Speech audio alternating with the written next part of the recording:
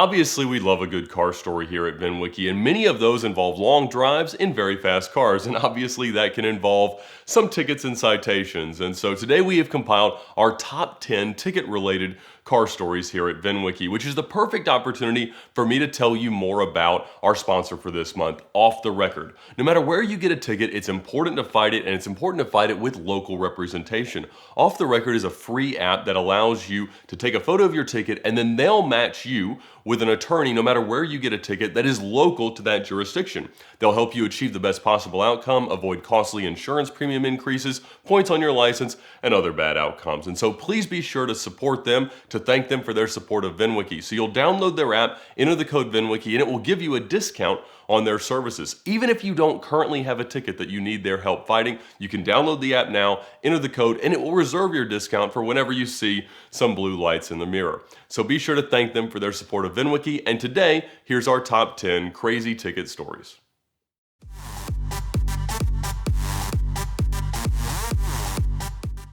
The police officer punches me in the face.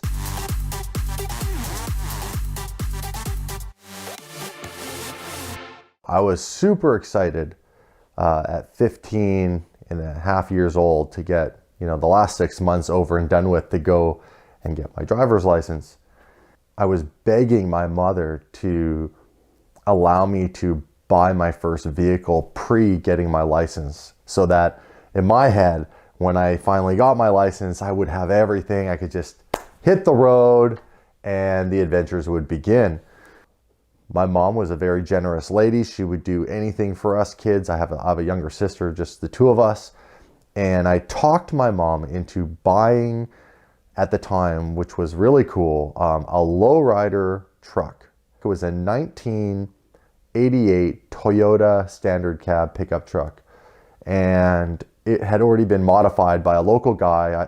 So it was kind of like the cool truck in town already. And it had some ground effects kit. It was lowered, had some wheels to give it a kind of a stance look, and like a custom two-tone blue paint job. And we made a deal on the truck, and I got the truck, but I couldn't drive the truck. So I have this truck sitting in my garage. It's like my dream vehicle. And I still had probably, 4 months to go till I turned 16. Well, 4 months goes by. I rush into our DMV and I write the test, and I fail my very first written test to get my learner's license. So you have to wait 24 hours and come back, or whatever it was, which I do. I come back, I pay the fee again, and I barely pass my written test. So I get what's called my learner's driver's license. And with your learners, you have some restrictions because they know you're new at driving. And the basic restrictions back then, we're talking 24 years ago, was you couldn't drive a manual vehicle. Guess what the truck was? Manual. You couldn't drive at night, and you could not drive with anybody, with any other passengers, unless they were 19 years old and had a valid full driver's license. So that was the conditions. So I have this truck sitting in the garage at my mom's house. And so every single day, this vehicle is taunting me. I couldn't resist the urge to take the damn truck for a little rip all by myself on my learner's driver's license. Late in the evening, it was a manual gearbox. And I also had just installed my first modification. Again, being, 16 years old, broke, no money, having to ask mom for money, yada, yada, yada. The only thing I could afford was, at the time, neon lights. Underglow kits were really popular. And I remember buying this underglow kit for under the truck, as well as a neon license plate frame. And I just thought it was the coolest thing. And you could see, it was to get noticed. That's what you wanted, to get noticed. Like, hey, look how cool I am. I'm driving my lowrider. When you're young, you don't have enough forethought or experience to really predict the super bad outcomes, or even like remotely bad outcomes, but the insanely bad outcome that was about to happen to my unfortunate ass. I take the truck out, I flick on all the neon lights, I just think I'm the coolest kid in the world, and I only get about 6 blocks away from my house before I pass in the opposite direction a local RCMP officer that's Royal Canadian Mounted Police, who very immediately I noticed hits the brakes because the brake lights come on and flips a U-turn. I thought my heart was going to like jump out of my chest. I was immediately overcome with anxiety, and I was super nervous because I knew it was coming. I was driving when I shouldn't have been driving, but then I was basically breaking almost every rule of even the term. So this was going to be really bad. And in a split second, I make a bad decision. What was already a bad decision, I was on a real roll. I made what was already a really bad decision a lot worse, because instead of just calmly pulling over and just admitting defeat, I wanted to hammer the gas and outrun this police officer with all of my driving experience that I had at that time, zero. And I take off down the road, accelerate, hammer the brakes as I approach a four-way intersection. So I slow down, but I do not stop, of course, and take an immediate right onto a road that is called 10th Avenue in the city I grew up in, Port Alberni, small mill town. And this is one of our main streets, and we call it the 10th Avenue Dip. And the reason why it's called the Dip is there's a few residential roads before there are no more residential roads. There's a big gully, and the road goes right through the middle of that gully, and it's fully barricaded off. And then on the other side of the gully, as you come up the other side, it opens back up to some more residential and side roads. But there's this one road that comes down on a bit of an angle that meets up. It's the final road on the right-hand side before you go through the big dip in the barriers. And I am just pedal to the metal as fast as I can going down this hill. So I'm going downhill and there's nobody in front of me. So I'm just like, oh, it's home free. I can't see the police officer behind me yet. I have no real plan. Things are rushing through my head a mile a minute. And all of a sudden, someone on this side road who had stopped at the stop sign looks up the road, probably briefly, or saw me, but didn't really gauge how fast I was coming down. I was doing about 100 kilometers an hour. The speed limit's 50, so I'm doing double the speed limit in the city limits. And the person pulls out in front of me. And by the time they pull out and get in front of me, I'm barreling down behind this car and I have nowhere to go. This is a 1988 Toyota pickup truck with I believe drum brakes in the back, no ABS. The car's gonna lock up, which it does. I slam on the brakes. The truck starts to lose control. I slightly let off the brakes, luckily, I just out of instinct. And I kind of just sidestep the vehicle. And I'm going so fast that the truck passes the car sideways that basically just pulled out in front of me and slides sideways into these barriers that stop you from falling into this 100-foot gully. The truck hammers the side of the barriers, jumps up onto it, and does if you were ever into skateboarding, or anybody who's ever been into skateboarding as a kid, it did like a rail slide off the top of these concrete barriers for a solid probably 40 feet, and virtually sawed the frame of the truck in half. And because the truck got sawed in half and snapped, it went over like this and kind of came to a stop. And one, probably saved my life, but two, also in that whole process, blew a hole or did something in the side of the fuel tank.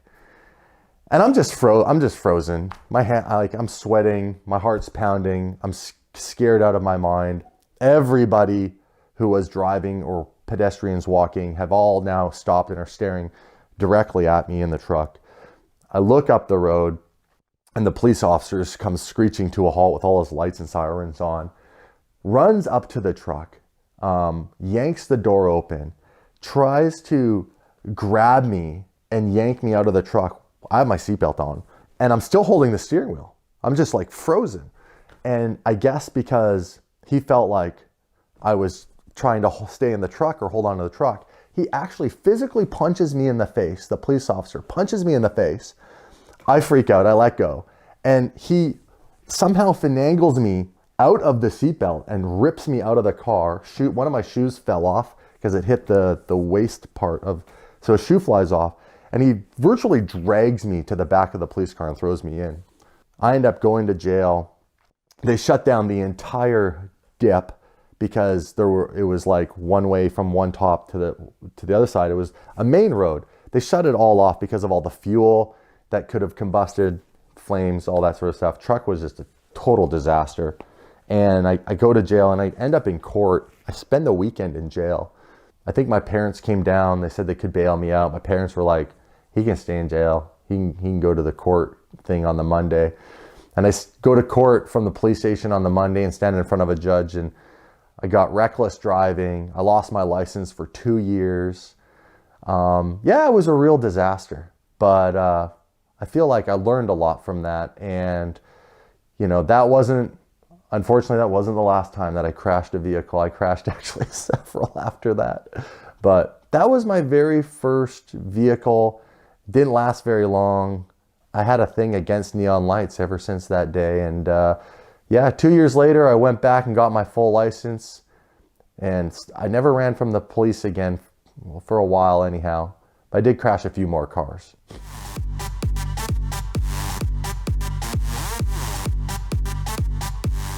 Do you see what you did back there? Yeah, you're in Jersey. Everybody does that.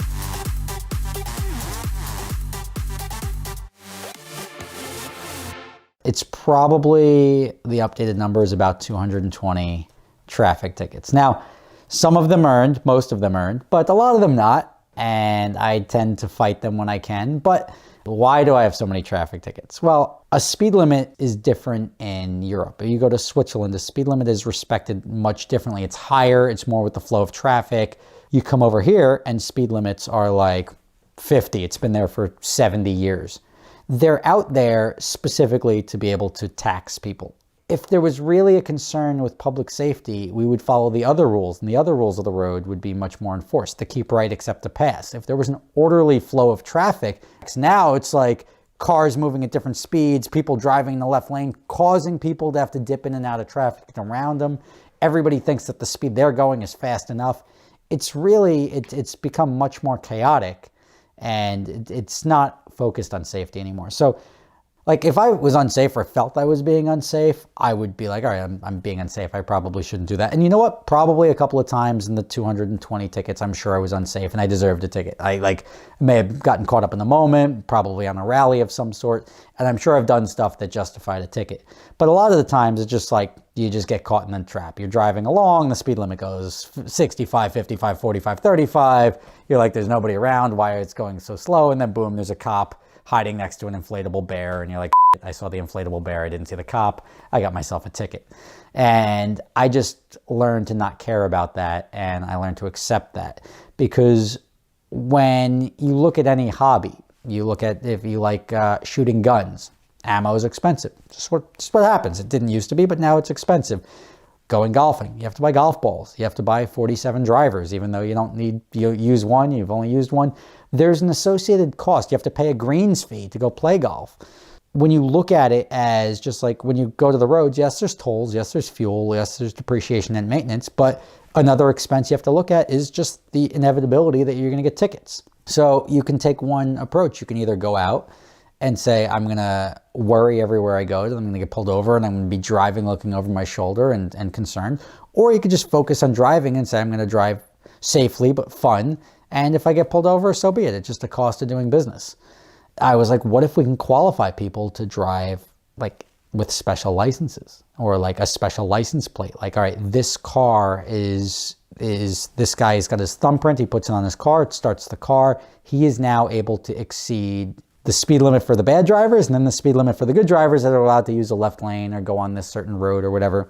I was like, well, if we can pre-qualify everybody and I could get like a special license to go out and have fun and not worry about cops and getting enforcement and getting tickets, what would I pay for that? And I'm like, probably be like $3,500 or $4,000 a year. I'd be happy there. Like I'd be like comfortable every year I spend $3,000 or $4,000 on my hobby to go out and drive the way I want without worrying about getting pulled over or getting some nonsense ticket. Then I'm like, wait a second. I start doing the math, and even getting tickets, I'm not spending $3,000 or $4,000 on my fines or anything like that. So I'll just go get a bunch of tickets.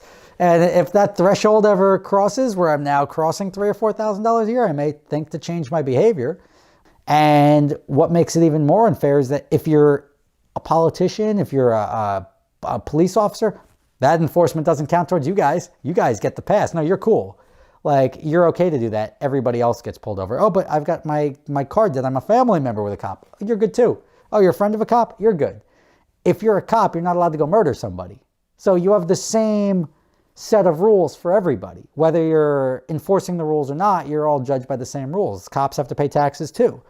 The problem is this is enforced only to us peasants. Let's put it that way. And that's where I was like, you know what? I'm just going to go out and enjoy myself. And I used to street race when I was younger, and that accounted for a bunch of tickets. That's always like a late night pullover, whether justified or not. Oh, you're just in a crowd of cars, so we're just going to give you a ticket for. And I remember one that was completely unjustified. It was 110 plus in a 55. And I got that ticket and I'm like, well, I wasn't doing 110 plus. I was literally driving home. Like, it's a bunch of Hondas going out racing. I'm going home because I didn't want to stick around for it. And I waited till they left. And usually they raced on this road over here. They ended up racing on the road I was taking to go home, thinking I was avoiding them. Cops shut down the road in the front because they did. And then like a couple of minutes later, I come strolling up with the rest of traffic and they point me over to the side. They give me a ticket for 110 plus. I'm like, what are you talking about? So I went to court and I like fought it to the death. There was no proof, obviously. I know because I wasn't speeding. Sure enough, I got played by the court system, which ends up ultimately the court got raided by the FBI, and it turned out they were incredibly fraudulent. It was one of those things like, okay, like they're finally going to dismiss it. I've motioned for discovery 3 times. The last couple of times they gave the cop a chance to go do it. This time they knew I was going to motion for discovery. When they saw I showed up, the judge held me to the last person. So the only people in the courtroom now were me, the judge, the cop, and the stenographer. And the cop and the judge went in the back room. I gave him a break. The guy dismissed the old charge. He's like, I'm dismissing your previous charge. He's got the right to now reissue a new charge. And he reissued me the new charge and issued me the discovery on the spot for the new charge. And I'm like, all right, well, let's go to trial then, because this is BS. Like, I wasn't prepared to go to trial, but now I am prepared to go to trial because I didn't do anything. So we got to testify, and the cop's like, I saw him doing 110 plus. I'm like, no, you didn't.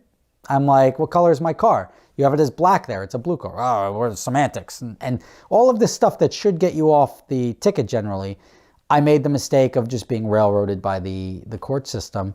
Then I got the transcript, and then in order for me to go to the appellate court level, it would have cost more money and this and that, and I was just so fed up with it at that point in time that I just let it die.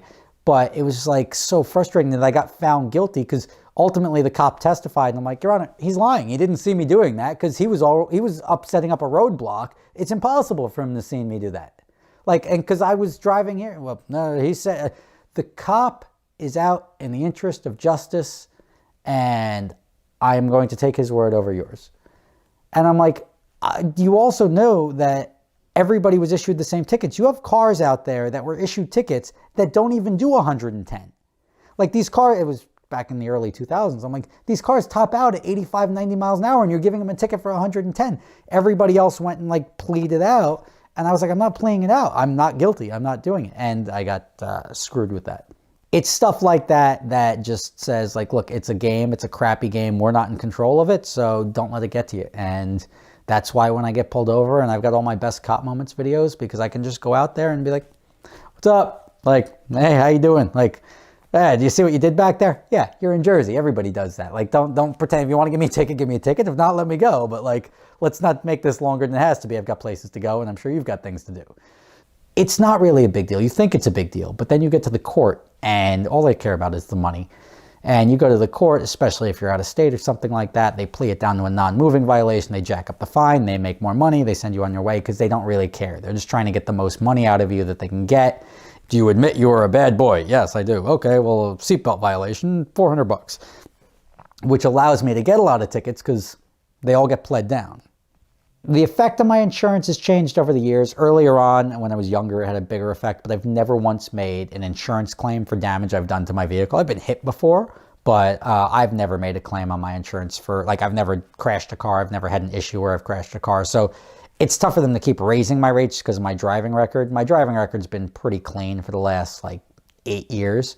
Even on these rallies, I know how to avoid tickets. I know how to read brake lights and read traffic patterns and look in my rearview mirror. And if you see a gap in traffic, that's not normal. It's because there's probably a cop in the mix back there. So you slow down.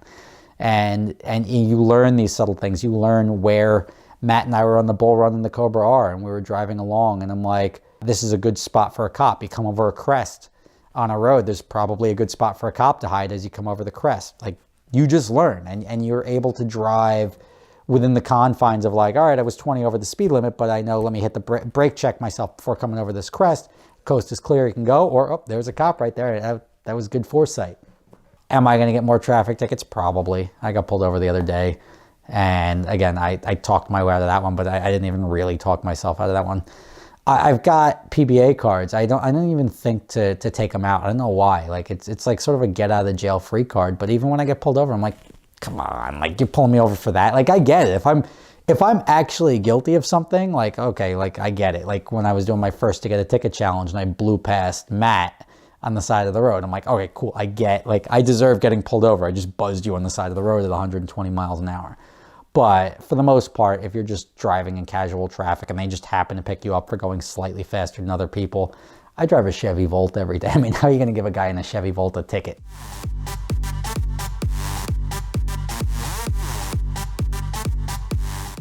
Ben's like, you think we're going to get a ticket? I said, we're looking for someone to go to jail.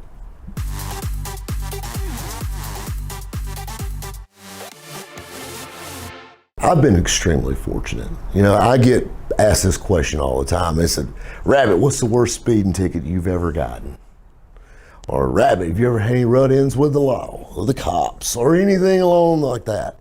And I really haven't. You know, I got a lot of cop friends, so that's helpful.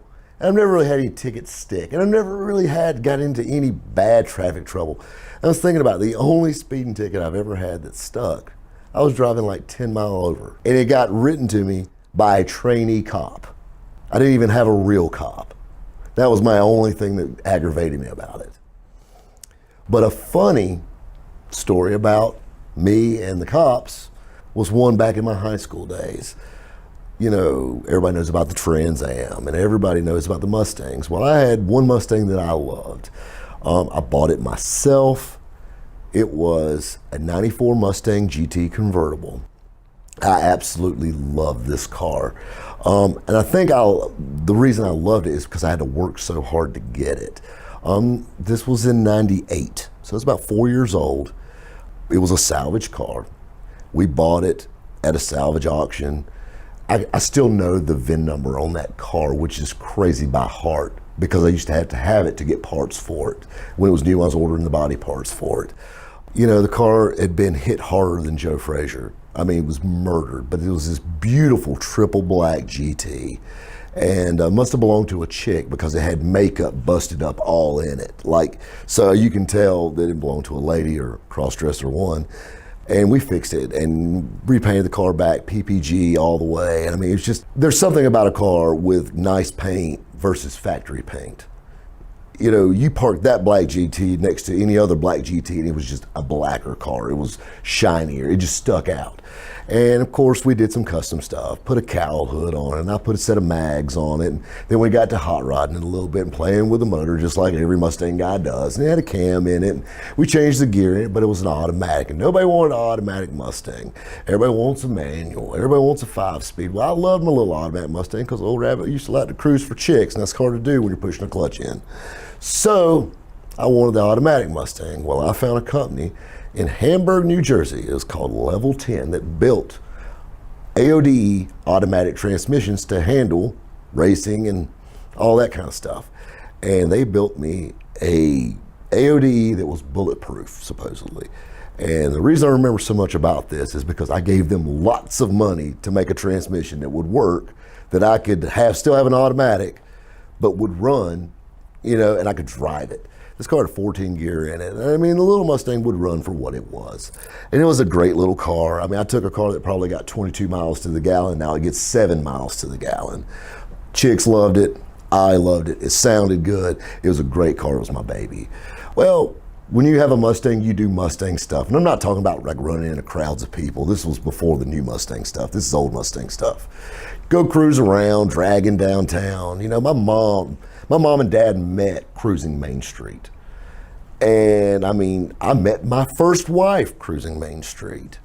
Got Dr. Dre playing with my Mach 460, you know, and just having the time of my life with this car. And there was some street racing. We played a little bit on the street, and a good friend of mine, his name was Ben Mills. We went to school together, and Ben had a 98 Cobra with a 464 cam.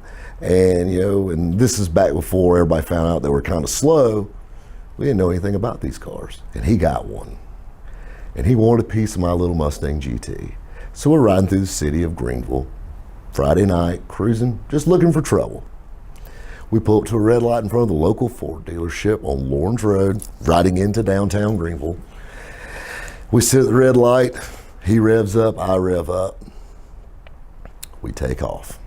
Light turns green, we're gone. I'm in it to win it. I got about a car length and a half on this white Cobra. Little black Stang had led me wrong. Blue lights behind us, instantly. Keep in mind, I'm driving this Mustang that's very loud, moving very fast, with a lime green dealer tag on the back, with a tinted tag cover over it, which makes it even worse. So, put my blinker on. I pull in. There's a little shopping center to the right, so I pull in. Ben keeps going. First thing the cop asked me, who's that guy in the white Mustang? I have no idea. He says, I need to see your license. It's a dealer car? You got a registration for this? I showed him my insurance paperwork for the tag. Gave him the spiel that every car lot kid tells every cop, yeah, we're selling it, you know, whatever. And, you know, with my high school tassels hanging in the rearview mirror, you know, my big, horrendous folder of CDs in the seat. I mean, just horrible. So I go to get out, and as I handed him my information, I heard a Mustang.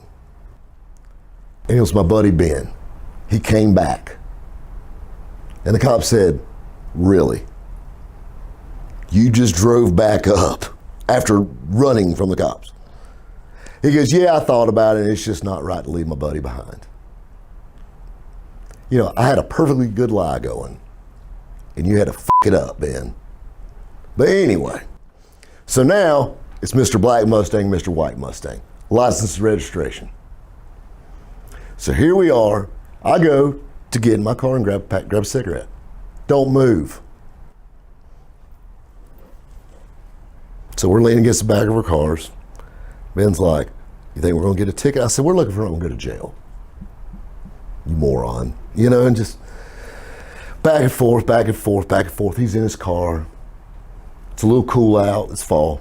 Everybody in town knows me, honking the horn, people driving by. I'm just leaning there, thinking of the lie I'm gonna tell my father.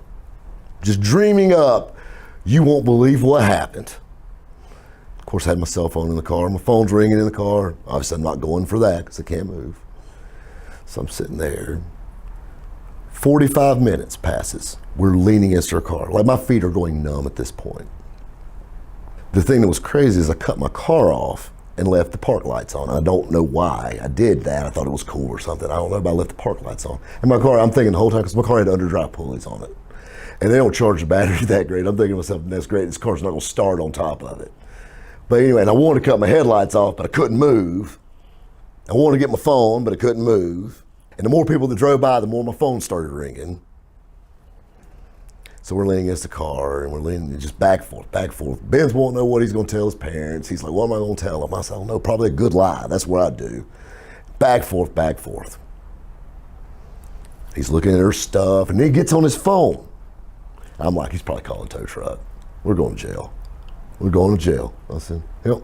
At least we'll be bunk mates. How about that? You know, back and forth. Ben's scared to death. We're both shaking like a leaf. Next thing you know, dome light comes off. He gets out of his car. He's got our license and registration.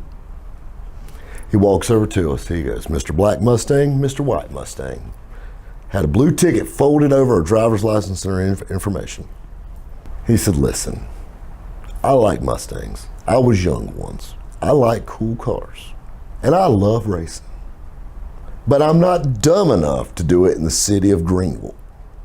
He said, if you guys want to get out on a back road and kill yourself, I could care less. Just don't do it on my city streets. Have a great night.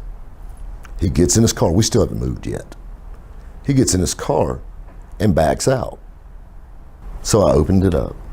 It was a warning ticket. And warning tickets in South Carolina is just a blue ticket, like a regular ticket, but it's got boxes, parking or, something dumb. Just like these little lists of things that had other with a square. Checked, street racing. We both got written a warning ticket for street racing. So that was a really cool cop story. And the thing that blew my mind was, why did he keep us pulled over for so long? Well, a few years went by. We have a really big bar in Greenville called the Blind Horse. It's a big country bar. I was a little bit older then. That's a place I kind of like to hang out on Friday and Saturday nights. Well, guess who's working the door? That same cop. And I told him, I said, buddy, you may not recognize me. He said, I know exactly who you are. I said, I've got one question for you. I said, why in the hell did you keep us pulled over so long for a warning ticket? He goes, oh, my wife called. Can I buy you a beer? He said, I get off at 10.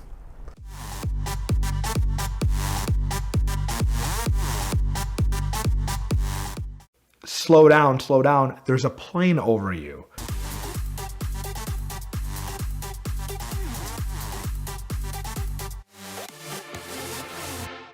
So even though I run my own rallies, I still go on one of my favorite ones. It's called Gold Rush Rally.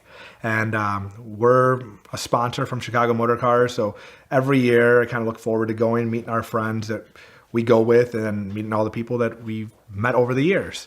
So I'm like, all right, it's going to be fun. So the first half, it's from Miami to Chicago and Chicago to Texas. And there's obviously a bunch of cities in between. I drive with Perrin and Performante that was wrapped in like a dark whitish gray color and kind of gold bronze. It looked like rust. Car looked beautiful if you knew what you were looking at, but for most people, if you saw it, you kind of didn't pay too much attention because it was kind of just a bland looking wrap. Going to Chicago, we didn't get pulled over once. And I'm like, okay, this is a good start. One thing on rallies that you want to remember is your goal is to get from city to city, no tickets, not get arrested, don't damage your car, and just be safe, and get to where you need to go. So I'm like, okay, this is off to a good start. We're having fun. We're with our friends. We're enjoying each city. Finally, a couple days goes by, we get to Chicago. And now it's my turn. If I continue to go on the next leg of Gold Rush, I would have to drive one of my cars. So I was like, you know what? I'm going to drive my McLaren 570S. Got a full Vorsteiner body kit on there. It's got a custom Senna hood on there. Just a bunch of cool stuff that you would see on a McLaren. One thing is, I didn't wrap my car. And it's Mantis green, which is a bright lime green. And it's not my favorite color, but, it is what the car is. I don't think we got out of Illinois before I got pulled over the first time. And I was like, okay, this is a little odd. Like all these other cars are around us. And I'm looking and I'm like, man, everybody's cars are like stealth wrapped. They're matte grays, matte blacks, and they have these camouflage wraps on there where you can't really tell what kind of car it is. And I mean, they stand out because we know what we're looking at, but for maybe other people, they don't notice it as much. So we're just driving from city to city, and I think I was getting pulled over every few hours. And I was like, what the heck's going on here? Every officer who pulled me over said the same thing. They were like, hey, we got a phone call that a bright green Lamborghini was speeding by. I'm like, well, this is not a Lamborghini. And, they said, this is what we got the call on. So I'm like, all right, no problem. So we're driving city to city. And at this point, I probably got pulled over 4 or 5 times within the first 2 or 3 days. And I haven't gotten any tickets yet. So I'm like, this is good, right? Like, it's one thing to have interaction with the law, but it's another thing to have good interaction where they let you go. And most officers are pretty nice when they pull you over. They want you to be safe. And they said, just get out of our city or get out of our state.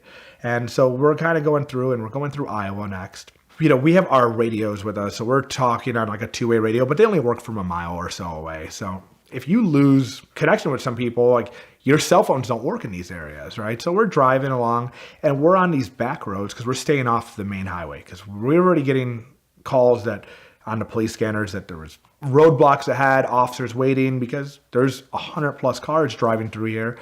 It doesn't take long before the local authorities get tipped off. So I'm driving on this small 2-lane highway, and we come into this small town. So it drops from 55 down to 25. And this officer just happened to have his radar on. He was sitting right on the side of the road in a gas station, just waiting for us to go right over that hill that we would have never seen him at. And I'm the first lead car, like I usually am. So I get pulled over. I pull over onto the road. I have no cell phone service, none at all. Everybody passes me, kind of waves, takes pictures of me just because, it's our fun thing that we do when somebody gets pulled over. You kind of make fun of them later.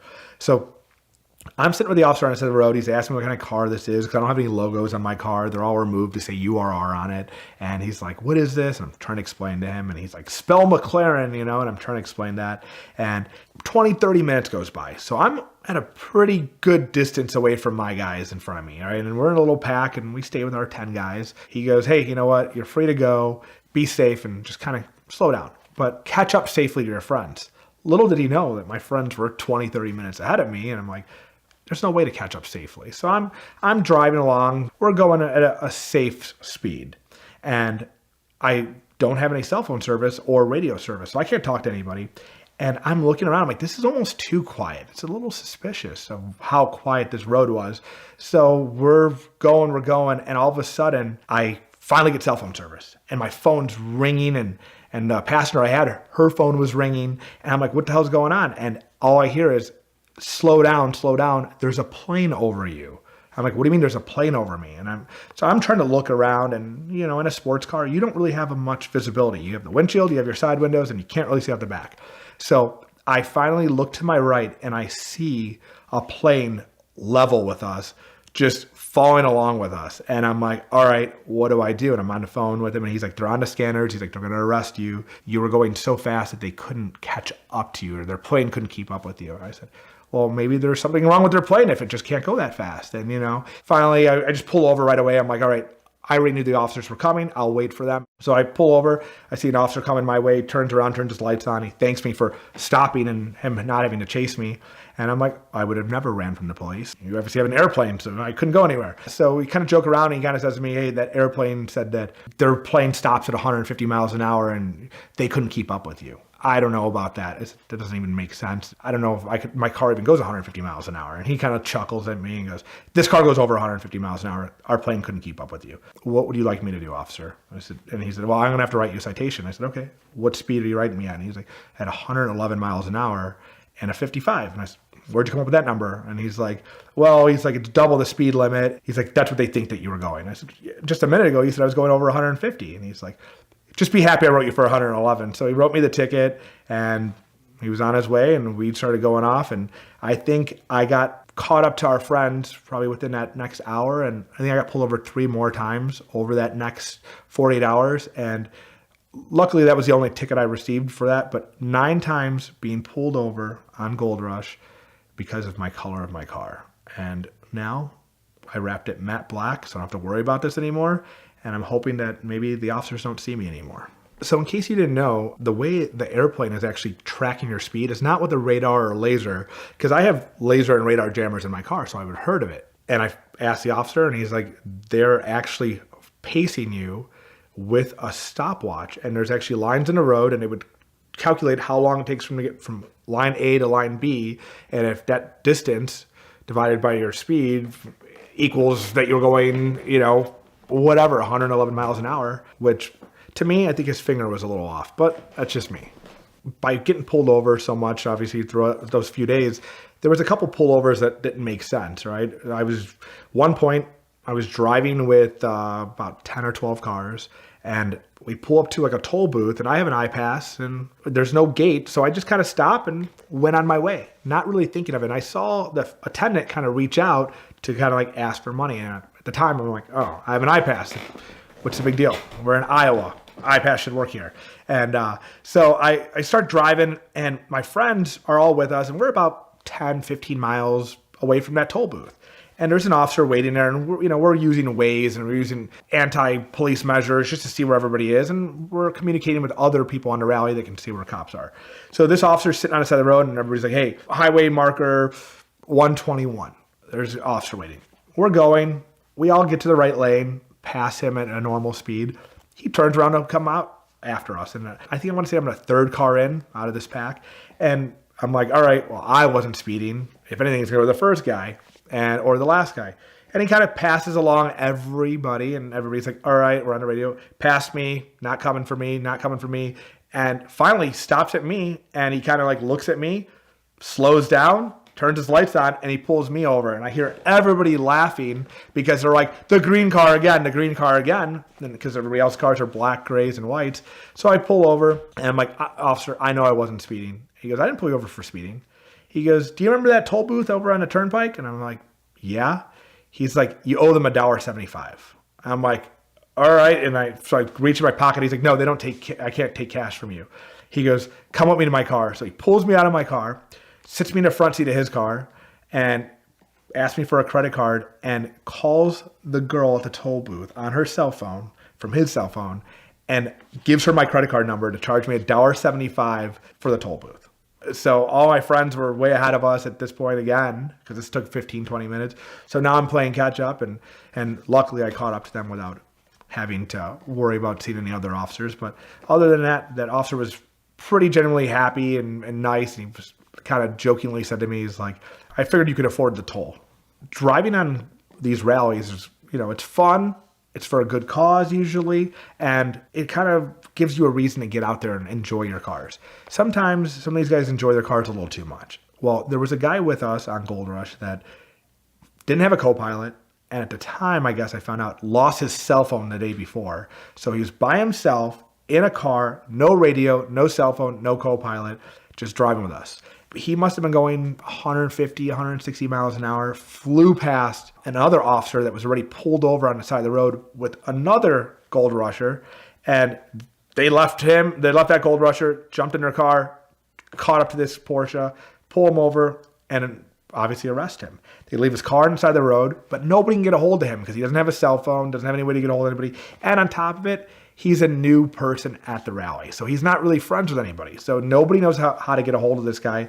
All they can do is go park next to his car, wait, make sure they don't tow it, and then also go to the police station where he is and say, hey, this guy got arrested. Can we bond him out? So he was lucky enough to have a couple guys go over to the police station, bond him out, and they were able to get his car, and he was able to make it the rest of the rally. But after seeing that, anybody can get arrested. So it's not really worth speeding at excessive speeds. It's just rather be safe and smooth than be fast and reckless.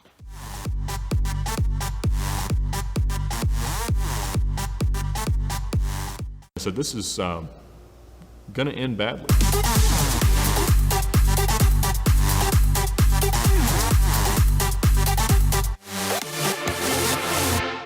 For the past year, we've been sort of going around spreading the word about VINwiki, that it's a great tool for enthusiasts and really anyone to use to document the history of their car and the cars that they love. And one of the main ways we do that is by traveling around to Cars and Coffee meetups and shows and events and things like that. And so obviously we're here in Atlanta, but we'll go up to Nashville or out to Birmingham or up to Charlotte. And August of last year, we were driving up to Cars and Coffee Charlotte on a Friday night, and I was driving my Roof RT12S that I'd bought earlier last year. And we were kind of cooking along, and it was late at night. We'd stopped for dinner, and one of the cars we were driving with was about 20 or 30 miles ahead of us. So we were cooking along at a pretty decent pace, and just a base Carrera cab came up behind me and was, obviously visually at night relatively indistinguishable from a narrow body Roof 997 car. And we kind of cruised along, and he wanted to show how cool he was, and he, would pass me, and he's probably got 325 horsepower, and I had 685. And so I showed him how fast that meant it was, and blew past him. We kind of cruised along at 120, 130 for a little while, maybe 150 at times, and but just lonely on the road in the middle of the night. Well, a few minutes later, he exits, and you wave and say, fun little running with you. And we're just kind of down, probably going about 90. And a few minutes later, blue lights behind me. I didn't see us pass the cop. I've got no clue where he was. My radar detector hadn't gone off, but there's a cop behind me. So I pull over to the side of the road and tell the passenger who's with me, I said, this is going to end badly. I said, either one of two things is going to happen. Either he's going to walk up here and just pull me out of the car and take me to jail, and you're going to have to call Megan and have her bail me out, or he's going to come here and he is going to write us tickets for the next hour of everything he can imagine so that he can take the next week off and already have fulfilled his quota. Either are bad, but let's hope it's the latter. And so he walks up and he says, where are y'all headed? I said, well, we're going to this car show in Charlotte. Sorry, sir. Any reason you're driving so fast? I said, well, no, I was kind of trying to keep some space between me and that other car. And he said, well, there's no excuse. I said, sir, I wouldn't have dreamed it. He said, well, I just clocked you at 126 and a 60. I said, goodness gracious. He said, that's what I said. I said, well, I'm sorry about that. I really wasn't trying to go that fast. He said, well, let me have your license, registration. I handed him a license. And in Georgia, your insurance is all kept in an automated database, so I never, ever have a non-expired insurance card. So I hand him that, and I have to explain that away to him. And he takes it back, and I told the guy that was with me, I said, this is about to go real, real badly. And he comes back about 2 or 3 minutes later and hands me a ticket, just one of them, for 126 and a 60. She says, you don't have to appear. It's $358 or something like that. Just mail it in and live to die another day. So, well, thank you, sir. Sorry about all that. And he went on about his way. So we proceed on, go to Cars and Coffee the next day, but I kind of tell everybody, like, you can't just go pay a ticket for more than twice the speed limit. If you do, you'll never be able to get insurance again. And so I told him, I'm going to have to go find a lawyer that's up in this area of South Carolina and hope that he can work his magic. Because in Georgia, that'd be a very, very bad ticket. It'd cost thousands of dollars with our super speeder fines and stuff like that. So I get back and I start calling law firms on Monday that advertise being speeding ticket lawyers. Because generally, in most parts of the U.S., if you pay $500 to a lawyer, there's somebody in each town that plays golf with the judge on Thursday, and he can pretty much get you out of just about anything short of murder. But they all pretty much looked at me and said, well, what do you want me to do? I mean, you want it to be 100? And I'm like, well, I'd really like it to be about 14 over. They said, well, that's lovely. I'd like, a yacht in the Bahamas, but I don't think either of us are going to get our wish today. But I was kind of getting frustrated through the afternoon, and I got an unsolicited call from a different lawyer. He said, I heard you got a ticket. I said, you know what, sir, I did. He said, well, tell me about it. And I said, well, this is what happened, and I explained the story. And he says, well, who was the cop?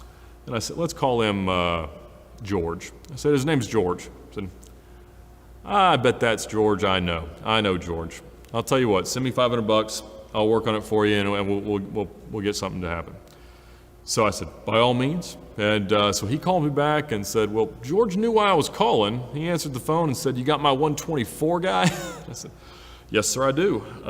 So he said, well, what needs to happen? I said, well, he'd really like it to be this. And he agreed to it right there. And actually, after I had paid it, the lawyer had to go and appear and pay the fine in person.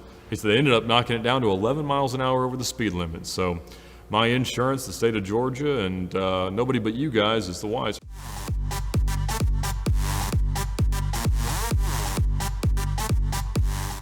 I said, why? What happened? He's like, Justin Bieber got arrested.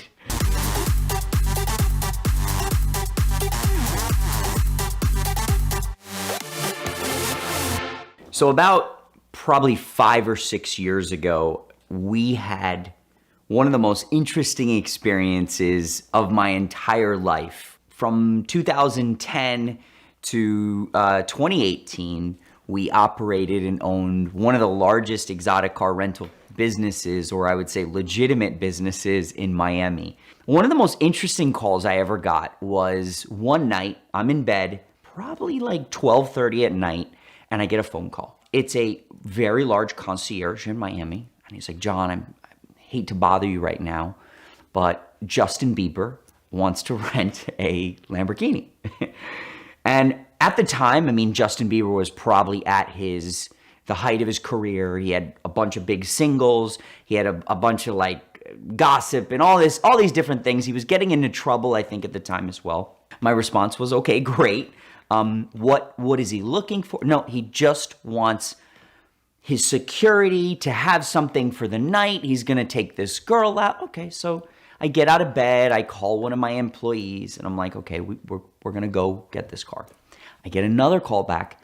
can you bring over 2 cars? Now it's like 1:30 a.m. I have the cars out. We get an address and we're told to deliver the cars to this address. And meanwhile, I'm texting back and forth with this concierge. And I'm like, well, does he have a license? Can you send me some information? What is he going to pay? Like, what am I doing here? Like, is this a business transaction or what is it? And he basically texted me back and he said, hey, listen, if you give him the cars for the evening, his security is going to drive the cars. He currently does not have a license. He'll make a post on Instagram. And I forget exactly how many followers Justin Bieber had at the time, but he had a lot. I mean, my guess was 10, 20, maybe even 30 million followers. I think at the time we were just sort of starting our Instagram campaigns and launching on Instagram, and we had maybe 20,000 followers or something like that. I get the address. I agree.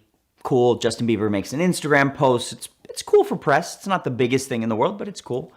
And I drive the cars over to this address. Realize when I pull up, I'm actually at Little Wayne's skate park. So I pull up and there's all these, I guess you could say it like borderline thugs. I mean, guys that probably aren't thugs, but because they're in the music industry, they've got like grills and no t-shirts on and their pants hanging down. So it's definitely an interesting dynamic. And I pull up in Lamborghini LP 550-2 Spider. A very cool car, pearl yellow, the giallo yellow over black and yellow interior. So it did stand out. And the other car we brought actually was the one of 499 Ferrari 16M Scuderia Spider, which is a special car. I think we're probably the only company ever to rent one of the cars. That was where my passion sort of came into the Lulavi business, was buying this 16M. So I'm sort of sitting waiting for the cars. Now an hour goes by. It's like probably like 2 a.m., something like that. And guess who comes out? Justin Bieber. So now his entourage, everybody, and obviously, I mean, not that I was starstruck by any means. I wasn't a Justin Bieber fan. Maybe not today even, but he's a talented kid, but just not my forte. And he comes out, very nice young man. He's like, hello, thank you so much. And he takes this picture of himself in front of the car. And I realize that his head of security is actually a friend of mine. So I start talking to the head of security. He's like, don't worry, John. I'm going to take the cars. I'll take responsibility. He can't drive. He doesn't have a license. We'll handle everything. I had gone back to my house, gone to bed, and I noticed my Instagram started going crazy. So he made this tag. And it was, thank you, Lulavi, at Lulavi, for these cars. And it was a photo of him with his shirt off and his boxers hanging and stuff. It was a cool photo, in pop culture context. Our Instagram exploded. I'd never seen anything like it to this day. I mean, Lulavi had about 100,000 followers, and I think we gained 5,000 followers in minutes. It was crazy. I sort of drift off to sleep and realize I'm awoken abruptly to my phone going crazy. Oh God, what is this? This is not normal.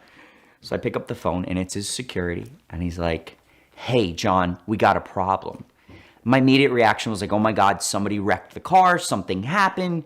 And I'm thinking, is everyone okay? And his answer is no. I'm like, uh-oh, it's not good. I said, why? What happened? He's like, Justin Bieber got arrested. And I laugh when I say it because it was like, huh?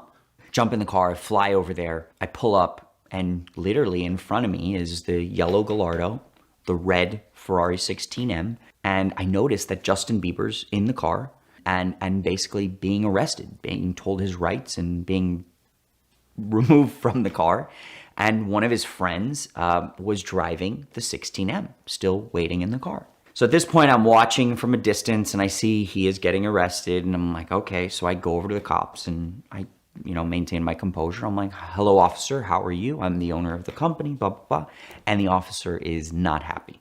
Basically tells me in a nice way to get the hell out of here. And I tell him, sir, if you don't mind, instead of impounding the cars, I don't know what situation's going on. I'm glad no one was hurt. Do you mind if I take the cars? I mean, these are sensitive cars. They aren't cars you're going to grab on a wrecker. So he realizes that. And he looks at me and he's like, no, cars aren't going anywhere. So I'm like, whoa, okay. Try to go over to the cops again. I asked them, hey guys, do you mind? I really don't want a wrecker or flatbed picking up the cars. You could damage the cars. They're like, nope, we're taking the cars to the impound. So at this point, I'm a little ticked off. I was being very polite, and I watch as the cops get in the cars and drive the cars away. I ended up going back home. I went to bed. 7:30 rolls around. I normally wake up around 8 a.m. at this point, and my phone is exploded. I'm getting phone calls, emails, text messages, and within minutes, I realized that the entire world is talking about Justin Bieber getting arrested in a yellow Lamborghini in Miami. It must have been a drought in news at this moment because this story was everywhere, absolutely viral. I get up, I'm getting phone calls from producers, people want interviews. I mean, it was absolutely insane. So I realized I was gonna have an interesting day, to say the least. I get into the office. My first goal is to get the cars back from impound. They were sitting at an impound yard in South Beach. And really it wasn't about answering questions yet. It was about, okay, let's get the cars back to the office. Let's figure this out. Let's then assess everything. Now at this point, I'm in the office, the door's closed, and I'm just working. I'm calling our flatbed guy, Marley, and I'm like, hey, can you go send 2 flatbed? Yeah, I'll send. So I'm just processing everything. The cars get picked up, and somebody calls me, and they're like, hey, your cars are on the news. And I'm like, no, I know, no, your cars are literally live on the news. So apparently there were helicopters above the impound yard filming as the flatbeds were taking out the yellow Lamborghini and red Ferrari. So literally my cars were live via satellite or whatever, leaving the impound yard, going through South Beach on the flatbeds, and literally ending up at our showroom. I stayed inside. I actually had the door locked in the showroom. I was still getting more calls. I think that day, within the first couple hours, I fielded about 80 requests for an interview. We didn't really have a big PR team. I mean, we were essentially a small company. We owned 15, 20 cars. It's not like we had a big PR team. It was me running the Instagram and our marketing. At the time, I really wanted to respect his privacy, whatever he was going through. He was actually still in jail at that moment. He's still, technically, he wasn't a client, but I wanted to let people know we respect the privacy of our clients. So I literally told all the reporters by phone and by email, listen, we are retrieving our cars now. I won't talk about the matter. I won't talk about Justin Bieber, but you guys are welcome to stop by our showroom and maybe, if you want to see the cars or anything like that, that's what we can do. We can tell you about our company. That worked out incredibly well for press and media. I have to say, probably around 10 a.m., 11 a.m., I go to open our front door and there's literally 15, 20 news trucks, reporters, microphones. I mean, I felt like I was a celebrity for the day. But what was wild to me was that everyone was interested in the story. So we opened our doors, the cars arrived on the flatbeds. I mean, the helicopters were over. What was interesting was that we had GPS in all of our cars. One of the first things I did that morning was I wanted to check the GPS and I wanted to see, my God, how fast was Justin Bieber driving if he got a reckless driving charge? What was wild was the GPS showed sort of pinging the entire movements he made. And at no point did he actually even go over 40 miles per hour. So what I think potentially happened was, the 16M was especially loud. I can't confirm if it was a modified exhaust or something along those lines, but I'm sure in first gear going up to 40 miles per hour, 16M was very loud. It probably sounded like a race car through residential streets. I think at certain points it could even show him doing like 25 miles per hour, 30 miles per hour. And I think by the end of the day, the very famous attorney, Roy Black, who was representing Justin at one point or a certain point, called me, and his manager, Scooter Braun, called me and asked for those records. I was happy to supply them with the records. I actually then got a call from the Florida state attorney, supplied them with those records. I said, listen, these are pretty accurate, our GPS readings. I don't know exactly what happened. He wasn't supposed to be driving the cars, but we did have GPS in them. So I think the reckless driving charges were dropped because of our GPS records. It's not like he was abusing the cars or anything like that. So we were happy about that at least. So imagine at that point in the Miami industry, a Lamborghini Gallardo Spider would probably get about $1,500 a day. And the Ferrari, let's say maybe a touch more because it was unique, $1,700 a day. The media impressions and the amount of backlinks and Instagram followers and all of this sort of buzz around this story, you could argue that it would have cost us maybe more than $500,000 to duplicate that. So us giving him the cars for less than $3,500 definitely paid off. I'd like to say I'm a marketing genius, but could have never have planned for Justin Bieber getting arrested in Miami.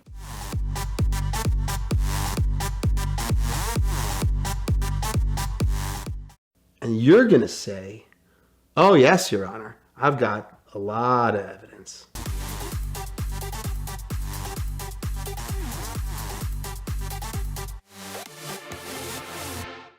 I always tell people, be careful what you wish for because you almost always get it. And in my case, several of the women I met on the rallies over the years who seemed like interesting people. And one of them was in the car with me during an incident that has become infamous. I always say to people when they ride along, don't touch the stereo. If you're going to drive, you should be focused. And it's important that you can hear the alerts and warnings. Because everybody gets in the car, especially back then when the culture of driving fast and professionally getting away with it didn't exist like it does today. Like today, there's lots of resources that you can learn about the technologies. But back then, people assumed, oh, you can get away with anything. So I'm in the car, and she's like, oh, why don't you drive faster? We have a long trip. I'm like, well, because we're listening to music, and I cannot hear the warnings. We were in the Polizia M5, still stickered in Italian police livery, driving from New York to Watkins Glen to go see a race. The driver had come out. And the book, I think, was pretty clear when it came out in 2008 that at the time of publication, the M5's registration was already 2 years expired, but it was insured. So that was a year and a half earlier. So I'm driving with tags that are 2.5 years expired. I've got insurance, but no documents of any kind. And the car is fully liveried and period correct 07 gumball. And I'm arguing with her about the music. She's playing Depeche Mode. I can't hear the warnings. Going 75 and a 55. And the detector goes off. And I know, who's going to get pulled over. It doesn't matter what we're doing. So I pass the police car in the center media and I see him. And I just immediately pull over and wait. I told her, whatever you do, just don't say anything. She has a big grin. She looked terrific. The situation, it could not have looked worse for me until the trooper arrives at the window. And he looked just like the instructor in Top Gun, Tom Skerritt. Except he's got the campaign hat on. Here's a guy, I just want to confess to him because he seems so cool. And he's looking at me, and he's got this huge smile on his face. And he says, is this the car? And I'm like, yes. Is it you? It's me. And I'm so thrilled because, he knows he's going to let us go. It's cool. Is this vehicle registered? Nope. I'll be right back. Doesn't even ask for my license. Walks away, comes back maybe 30, 40 minutes later. He's got a stack of tickets. And he says, this is my lucky day. Because you see, I don't do patrols anymore at my age. I teach at the police academy. But one of my guys called in sick, so I thought, I'd cover for him. I give your book to every single student in my class. I teach a radar class. There's a picture of this car on the wall of my class as the ultimate of what we're up against every day. And to meet you here in person, it's just incredible. If it was anyone but you, I would take the car. Where you say you're going? Watkins Glen. Watkins Glen. It's a long way to Watkins Glen. A lot of troopers. Every one of them a graduate of my radar class. Every one of them has read your book. So I'm going to give you as many tickets as I can. And you're going to take them. And when you get stopped, and you will, you just show them the stack and point at who signed. They're going to know me. And you introduce yourself because it's going to be great. It's going to be a long day for you. But I'll see you in court. I know you're going to represent yourself. So let's just call it even. You have a good day. I'm in tears because it's a ticket for obstruction of the dash, illegal fuel cell, illegal, police lights, obstruction of the rear window. It's like, it's everything. And I'm never going to drive again. And it's all over. I don't even like car racing that much anyway. I didn't really want to go to Watkins Glen. I don't even know today why I was going. So we get back on the road. I go like 54 miles an hour. It felt like a lot longer than driving to California. Get to the hotel, and there's a guy standing in front, early 20s, crew cut. He's on crutches. And when I get out of the car, he's like, holy shit, Alex Roy, it's amazing. Like, oh, I'm a huge fan. Like, and you got the car and everything. I'm like, I'm in no mood to talk. No, it's great, dude, and get your autograph. I'm like, please, I don't want to talk. What's wrong, man? Are you okay? No, I just got pulled over. You got pulled over? That's impossible. You're the best. And I'm like, no, I'm not the best. He's like, well, what'd you get a ticket for? I pull out like the stack. He's like, holy, we got to have lunch. So we sit down and I tell him the story. And then I'm like, I don't want to talk about it. It's really nothing to be done. I'm going to have to eat it. What's your story? Were you in the military? He's like, well, I was. But now I'm a state trooper. I'm like, really? He's like, well, how else do you think I learned about you, man? Like, that's where I got your book. I was at the academy. Read your book. It was great. Totally amazing. And this guy, he's the guy, he's tough. It's not good for you. It's not good. But you have one shot. When you get to court and the judge is going to ask you how you plead, you got to say, not guilty. And I'm like, well, that's impossible. Like, I'm clearly guilty. And I don't believe in a country where people who are guilty plead not guilty. I'm obviously guilty with an explanation. He's like, well, what explanation would that be? I'm like, yeah, you're right. I should plead not guilty. But what's my angle? He's like, he's going to ask you if you have any evidence. And you're going to say, oh, yes, Your Honor. I've got a lot of evidence. I'm like, well, that can't work. I don't have any. He's like, no, you don't understand. You're going to say a lot of evidence. Then he's going to say, well, I guess we don't need to see it. And it's going to be cool. I said, look, that can't work. He's like, but if you don't do that, you have no chance of walking out of there with a license. 6 months later, I drive to the local court in the same car, still unregistered, because I was busy. I'm a busy person. I mean, what's the worst that could happen? I'm already in trouble. I get to the court, and there's all these off-duty officers, and a bunch of them have my book, and all hanging out. And there's the trooper who gave me the tickets, and he's upset because he's upset that all his guys are excited to meet me. The judge calls me to the front, and he's like, so how do you plead? Not guilty. Not guilty. With all these tickets? So, not guilty. And do you have any evidence? I said, yes, Your Honor. I got a lot of evidence. Really? Interesting. Well, I guess that wraps that up then. Clerk, and he starts crossing out the tickets. And the officer's like, Your Honor, do you have any idea who this man is? You cannot let the man said he had a lot of evidence, but you have to ask him for it. No, I don't. I get one ticket for like parking like on the roadside of the median, and the cop is livid. And then so I walk out, and the trooper who I met originally gave me the advice, says, meet us at the Denny's down the road. I drive there, and they're all lined up, and we have lunch. And I'm like, you have to explain to me why that worked.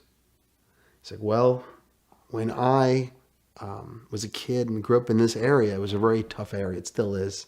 I got in a lot of trouble and drugs, and so I got arrested, and the judge said I should clean up my life and I should join the military. So I did. And when I got out, I decided, I need to stay in the straight and narrow. I would join law enforcement, become a state trooper. And on my first day of work, got a dispatch sent me to an address that I knew well, because I used to go there to buy drugs. And I was a little nervous about going because I'm in uniform. I didn't want to run into anyone I knew. I didn't want them to think I was coming for them. I didn't want them to hurt me. I don't want to hurt them. I just want to keep it cool. But the call came from an apartment in the complex that no one knew who lived in that apartment. Even the people who lived there didn't know, except that it was a woman. Knock on the door, and I can hear 3 or 4 locks open. And the door opens 2 inches, and there's 4 chains. And the woman inside says, "Are you a cop?" I said, yes, ma'am, I'm a police officer. Did you bring backup? I got all the backup I need right here, ma'am. Why don't you open the door? Let's have a conversation. All right, but I think you're going to need a lot more backup for this investigation. I'll be the judge of that. Why don't you open the door? Let's have a conversation. Turn some lights on, see what's going on here. So she closes the chains, opens it, and turns a light on. The woman was wearing like a pink and black leopard styled onesie with rain boots up to here. She had no upper teeth. Hair like out in like sticking like this. She could have been 20 with a meth problem. She could have been 70. She says, "Officer, I'm telling you, you're gonna have to call for backup now. And also some DNA testing experts. You need a lot of help with this investigation. Ma'am, is there anyone else in the house?" "I don't know." So the room, it's a one-bedroom apartment, is filled with kitty litter boxes, cats everywhere, the stench, the smell, dogs, cats, there's like birds, there's like a huge trash can full of syringes and pill bottles. There's like another trash can filled with like empty like microwave meals. Like the whole place is just disgusting. The blinds are totally drawn. It's the middle of the day. He says, "Well, ma'am, where might that person be?" "Well, I don't know. It's not a big place, but I think maybe." "Tell me, what did they steal?" "Oh, all my drugs." "And what led you to believe that a crime had been committed? Do you have anything you noticed?" "Oh, yes. When I woke up, my door was open." "That door right there with all the locks and chains?" "Wide open." "Is it possible you did your drugs and you forgot to close the door?" "Maybe." "Where do you keep your drugs?" "Oh, right in there. In that trash can full of empty syringes and pill bottles and glassine vials? In there." "Is it possible you did all the drugs and you forgot?" "Maybe." "Ma'am, do you have any evidence that a crime has been committed?" "Oh, yeah, I got a lot of evidence. Do you want to see it?" "Very badly." "Okay, but before I show you, you might want to call that backup. There's a lot of evidence. You're going to have to analyze it." And that was when I realized, Alex, that something much deeper was going on, because when she tried to take my hand and lead me to the bedroom and then to the bathroom, and she lifted the lid of the toilet seat and pointed inside and showed me how much evidence there was, I was quite sure someone else had been in the house, because there's no other way a woman who weighed 80 or 90 pounds could produce so much evidence. She's like, "I told you, you're going to have to sample. You can DNA test it. And it's one of my neighbors. There's a couple of people. I know who it could be." "Stand by. I'll get on top of this." Dispatch Unit 2-3. I'm at the location. "Did she show you the evidence?" "Yes, she did." "Tell them we're on the way. Backup's coming with investigators and everybody. We're on the way." "And when will you get here?" "When the next new guy starts." So I sat back in my den. I'm like, "I'm not sure I grasp this." He's like, "Oh, you grasp it, all right." Basically, she calls the police once every month or two, and they send the new guy. This story is well known up and down New York State thruways, and works because you have to be in the know. And of course, Roy, you're in the know. I'm pretty sure that story, if it hasn't already stopped working, it's going to stop working as of today.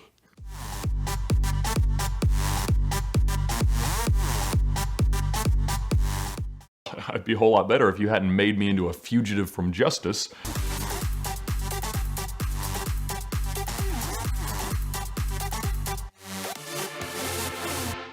When you spend a lot of time driving cars that go really fast, there's always this curiosity of what would happen if a cop actually saw me doing this. Am I going to be pulled from the car and beaten? Am I going to get arrested? Am I going to get a ticket I can't get out of? Am I never going to be able to get insurance again? I mean, certainly we've heard stories from anywhere, including this channel, of what happens when you get a terrible speeding ticket. But at the same time, in the US, there's a lot of variation. It's not like it is in a lot of European cities where there's just traffic cameras and speed cameras, and if you do this, that happens. It's not a one-to-one correlation, so it's always a little bit of an unknown. And, you know, I used to speed a lot more than I do now. I'm not saying it's a responsible thing to do, but if you do want to go fast in a fairly reasonable way on a public road, rallies can be a really good way to do that, because you're kind of insulated from some of the risk. Either you're in the back and the people in the front kind of take the brunt of whatever police attention's out there, or you're in the front and whatever you stir up might just impact the people that are behind you. And in either case, you've got some plausible deniability to say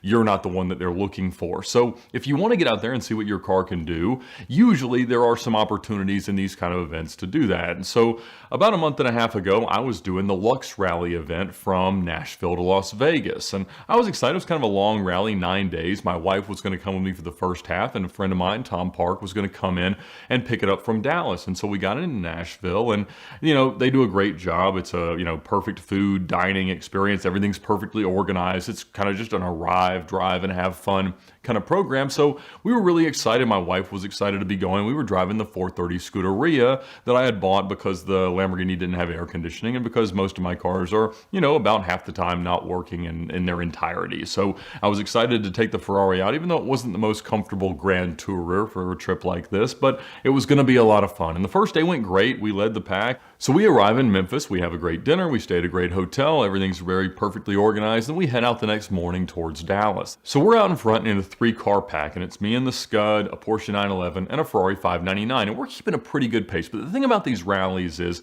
even though there's the perception from most of the people involved that everybody's constantly going these insane speeds, usually at the front, if you maintain a pace of about 90 or 100 and don't slow down, generally you're going to stay out in front of the people who kind of get bunched up or caught as people are making passing maneuvers or whatever the case may be, and then they need to go 130, 150 periodically to be able to keep their average at the same pace. I mean, very rarely is true exotic car rally pace that much even in the vicinity of cannonball pace. And so no big deal. I had done exactly the same thing on their Miami to Mardi Gras event a few months earlier, and just generally driven 90, 100 miles an hour out in front, and had no issues, and everybody else is having a fun time kind of playing in the background. It was a great time. And so I'm doing the same thing in this Ferrari, and we're out in front. We're using walkie-talkies to communicate, and I've got a Valentine one, and I'm running Waze. That's all I had time to set up in this car since I bought it the day before the event, but that's usually enough for me to make pretty good time along a road trip. And you're seeing a lot of noise on the V1, but that just kind of happens now. It's a very noisy kind of spectrum of radio frequencies that radar use, and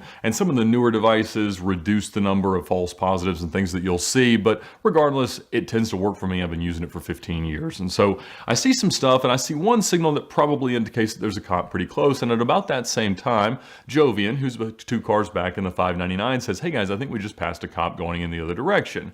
Now at that moment, that's not a huge bother. We're on a divided highway, 2 lanes in either direction, and there's kind of a median divider with cords and like guardrails in the middle, so he can't just spin around and come after us. So the only 2 options really are, do we go insanely fast to try to get away from whatever the threat might be, or do we just drive a little bit more prudently for the next few miles and see if he's alerted anybody up ahead? And so that's kind of what we do on a rally. That's usually the best bet. You know, you just kind of slow down, let everybody else catch up, and then you might start again in a few miles. So we do that, but right around the next bend, we see a Charger on the side of the road, and it's a police car, and he's right at the entrance to a rest area, and as he sees us, he pulls out in front of us and turns his lights on. At this point, we're going maybe high 80s, low 90s, worth some attention, but nothing alarming. It shouldn't be to him. And so all 3 of us obediently and immediately acquiesce. We pull over on the side of the road, and normal protocol for getting pulled over: turn the car off, keys on top of the dash, windows down, hands on the steering wheel. Just don't reach for anything. Don't do anything that might alarm him. But from there, things escalated rather quickly, because this cop kicks his door open and jumps out of his car, gun drawn. And I'm like, whoa, whoa, whoa, hands on top of the steering wheel at this point. And he's like, "Get out of the car." I'm like, whoa, whoa, okay. I'm unbuckling this hand here, And at this point, he's already pulling on my door handle, which doesn't unlock until I pull the inside handle. At that point, he pulls the door open, pulls me out of the car, and immediately handcuffs me. Now, keep in mind, my wife is in the passenger seat, and she's like, "What's going on?" I'm like, "It's gonna be all right, just relax." He goes, "Get behind my car," goes to Matt in the Porsche behind me, handcuffs him with his spare set of handcuffs, goes back to his car, gets an extra set of handcuffs, and goes back and handcuffs Jovian. So we're all standing kind of around behind his car, and at this point the rest of the cars are kind of coming by. So about half the field went by us at a very low speed, noticing that we were all there, and the other half kind of snuck into the rest area so they could look through the trees to see what was going on, and I guess be there in case they needed to get our cars, because it didn't look like things were going all that well. And so he never says that we're under arrest, never reads us our rights, just immediately starts kind of detaining us and restraining us and just asking, "What are y'all doing?" And I'm like, "Okay, sir, sorry about this. We're just driving to Dallas with some friends. We got all these stickers. You can see it's at an event. We just left from Memphis. We're in Nashville the day before. We're not trying to hurt anybody or do anything crazy." And he's like, "Well, you just passed a state trooper going 111 miles an hour. Well, if you say so, but I really don't think we were going that fast. And, certainly we're not trying to. I mean, I understand that, that would be totally unacceptable, but also trust me that the car's going an awful lot faster than that. So if we'd been trying to go fast, it would have been a whole lot more than 111. And I've had actually pretty good success with that line. It tends to kind of lighten the mood a little bit. But he's just heavy breathing, like super amped up. And you could tell that he had just gotten a radio call from this guy saying there's 3 exotic cars coming your way. You're just about to have a high-speed chase. And he was a young cop, and probably was really excited and adrenaline pumping, everything in this emotional high at what was about to happen. And then anticlimactically, we all just kind of pull over and are perfectly obedient. Now, your best strategy in any pullover, regardless of what's happening, is keep the cop talking. The more he talks, the more it humanizes you, the more he gets reassured that you're not out here as some menace to society, and it just ends up always resulting in a better outcome. Now, at this point, the cop that we'd passed has gone to an exit, circled back, and he pulls up behind us, and a couple other police cars are showing up as well, including one older cop that's in like this paratrooper uniform, this like full dark green army looking thing. I don't know what it was.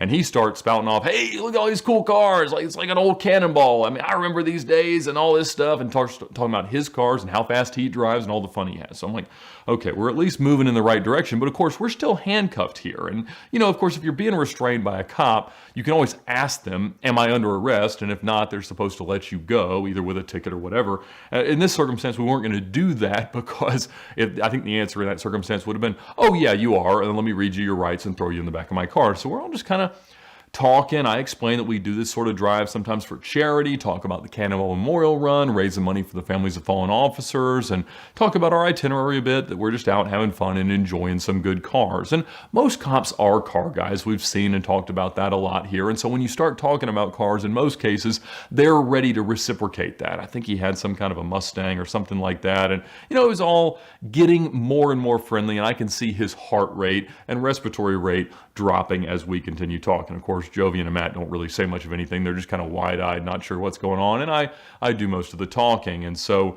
I'm still handcuffed, and I'm leaning in his car. He's typing in all of our informations. He's taken our wallets out of our back pockets or wherever they were and has gotten everything. And it's very awkward and strange, but, we're just kind of along for the ride at this point. And if he's finding out if there's any warrants or crazy tickets or anything that he needs to be worried about, and of course, there's no issues there. Everybody's insurance is valid. No alarm bells going off. And I'm talking to him and, just giving him some insight about the cars and what we do and all this stuff, and just whatever I can say to keep him talking. And eventually he's like, "All right, guys, I should take you to jail, but I'm not going to. I'm just going to give you the tickets. It'll be for the 111 for each of you and a reckless driving charge." And I'm like, man, we were kind of all by ourselves. Like, can it not be a reckless driving charge? Because in some states, if you're over a certain speed, they have to call it reckless driving. It's like, by definition, over whatever 100 is reckless driving. But Arkansas is not one of those states. And so I'm like, all right, well, I can't talk him out of it. My shrewdest of negotiations were unsuccessful. We didn't meet right smack dab in the middle at a warning and a handshake. And so it takes a little while, probably 30, 45 minutes, and the girls are all freaking out as to what's going on, but everything gets calm. Megan snaps a few pictures, and eventually we're all happy and having fun. They let us out, me and Matt, out of the handcuffs. They couldn't find the key to Monrovians for a little while, so he hung out in handcuffs for a little while longer than the rest of us. But eventually, they do just give us these tickets. They tell us we're going to be able to pay them online. We don't have to appear or anything, and we can just go on our way. And so that's exactly what we did. Obviously, it kind of tempered the pace a little bit for the next little while, but eventually we got into Dallas. And the first thing that I did was call the ticket clinic, because a few days before leaving on this trip, I had closed a sponsorship for Ticket Clinic to be our monthly presenting sponsor for the month of September. So eventually you'll start to see their ads, but I had told them when I signed them up, I said, hopefully I don't require your services in the next couple of weeks, because I am about to do this rally across the country and back. And what they are is a company that helps you locate a local attorney in whatever jurisdiction where you get a ticket, because you always want a local attorney, or the chance that they go and play golf with the judge every Thursday, and they'll usually have a better outcome and just a friendlier negotiation than if you have a local lawyer show up. And regardless of that, you never want to just show up yourself and try to argue it, because if they see you and make you answer for whatever you did, they're just going to throw the book at you. And even if you have a license in a state where there's no reciprocity, you really don't want to pay a ticket going 111 miles an hour or a reckless driving charge, because at the end of the day, it's just going to keep you from getting insurance. Unfortunately, the only issue that's ever kept me from getting insurance was big diminished value claims in the past that weren't my fault, and some really expensive cars. And so sometimes insurance doesn't like that. So everything like that was fine, but I really did not want this to play out as a full conviction. So the guys at Ticket Clinic found me a couple different lawyers in Arkansas and got me in touch with the one they recommended as being the best, and I started talking to him. And very immediately he was like, man, this is kind of a bigger deal than I think even you understand. Apparently, they've gotten a lot harsher on speeding. Arkansas was historically pretty lenient, but now a reckless driving charge apparently carried a minimum sentence of 5 days in jail. And I'm like, so you're telling me I'm going to have to go back to Arkansas to go to jail for 5 days? He's like, well, maybe. I mean, I'd like to think we can get it knocked down to like a lesser fine or a lesser circumstance, a lesser speed, and not have the reckless on there. But at this point, yeah, that's what I expect to have happen. And he said, also, there's no way they're going to let you just pay this thing online. Like that, you can't pay the fee for a crime. Reckless driving is a criminal charge, not just a citation or a fine for speeding. So he's like, that's not how this is going to go. But about 10 days later, it did show up. And at that point, he had been like, well, I'm going to enter a not guilty plea remotely, so we don't have to show up, and then they'll assign us a trial date, tell me what the prosecutor is, and then I'll start negotiating. But he's like, he was going to be surprised if it showed up. And when it did, he was very surprised. And one of the guys had a Pennsylvania license. He just felt like paying it. He's like, I'm not going to worry about this. It won't come back on points. And his insurance is already very expensive, so he wasn't bothered by it. The other guy got a different attorney, and so we were both going to see what we could have happen. And in most cases, the hope is that you can kind of move it to like a non-points violation or a lower speed that doesn't transfer, whatever. In general, if you spend the money on hiring a lawyer, pumping some money into the local economy, and you're willing to pay some fines, usually they'll play ball. And so the trial date was coming up. It came and went, and he had said that he had submitted everything, so I was just like, all right, whatever. But a couple days later, I was like, you know what, I'm going to check their little online system and see what it says now. And it says failure to appear, conviction of the misdemeanor class C or D or whatever it was for reckless driving. And I'm like, whoa, what the heck? And so I screenshot it, send it to him, and he's furious. He's like, I sent it, I've got proof, all this stuff, it'll be okay. And I'm like, well, figure it out, dude. Like, this is not acceptable, and it's probably going to reduce our leverage for negotiation moving forward. So let's see what happens. He tells me that he's on it and that everything's going to be okay, and eventually shoots me a text, says, your license isn't suspended. I'm like, well, that's good to know. And he's like, I'm working on the rest. And so he calls me back a couple days later. He said, how you doing? I'm like, well, I'd be a whole lot better if you hadn't made me into a fugitive from justice. But he said, I know, you're all right. Everything's going to be fine. I've got it knocked down. Here's your new court date. And I'll either have to go down there and appear, or hopefully we can just work it out between now and then. And so that date was a couple of days ago. And he called me afterwards. He said, all right, I was able to talk to him, and I got it down to negligent operation. And I was like, well, I don't even know what that means. He said, well, it's a county ordinance violation. So it's not really even like a highway moving violation. There's no points. It doesn't transfer. Carries the same fine. Coincidentally, they're still going to get their money. But at the end of the day, it doesn't go on my driving record. No insurance will know about it. Other than this video, nobody will ever really hear another word about it. And so that's why you do these things. I mean, obviously I had to pay something for the attorney, but it paled in comparison to the increase in insurance premiums that I would have enjoyed over the coming years if I had something like that on my driving record. So I guess all's well that ends well, or at least ends okay, and we enjoyed the rest of the rally, had an absolute blast. Of course, Ticket Clinic got another very, very satisfied customer, and I was pleased to have had them available for something like this, and managed not to get into too much more trouble, but we did get pulled over 3 more times, and they involved some a little bit more successful but shrewd negotiation, and one of them was an interesting story, and we'll just have to save that for another day.